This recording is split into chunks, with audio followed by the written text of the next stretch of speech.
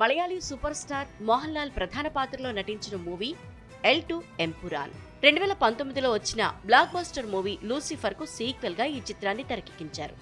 అయితే ఈ movie release అయిన నాటి నుంచి ఏదో ఒక వివాదం వెంటాడుతూనే ఉంది.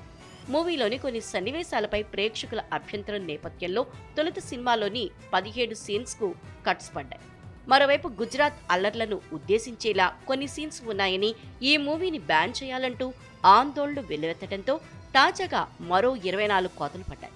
ఎంపురాన్ సినిమాలో ఓ రాజకీయ పార్టీకి వ్యతిరేకంగా కొన్ని సన్నివేశాలు సంభాషణలు ఉన్నాయంటూ ఆరోపణలు వెల్లువెత్తుతున్నాయి. ఎంపురాన్ సినిమా బీజేపీకి హిందుత్వవాదులకు వ్యతిరేకంగా నిర్మించారన్న అభిప్రాయాలు వ్యక్తమయ్యాయి. ఈ క్రమంలో నటుడు మోహన్ లాల్ క్షమాపణలు చెప్తూ ఓ సందేశాన్ని పోస్ట్ చేశారు. అభ్యంతరకరమైన సన్నివేశాల్ని తొలగిస్తామని హామీ ఇచ్చారు. ఈ క్రమంలోనే దర్శక నిర్మాతలు మరోసారి సెన్సార్ బోర్డును ఆశ్రయించారు. సెన్సార్ సభ్యులు 24 కట్స్ సూచించగా ఆ మేరకు మార్పులు చేశారు.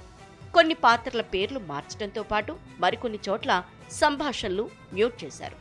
ఇదిలా ఉంటే ఎల్2 ఎంపురాన్ సినిమాపై తమిళనాడులోనూ మొదలైన వివాదం చినికి గాలివానగా మారుతోంది.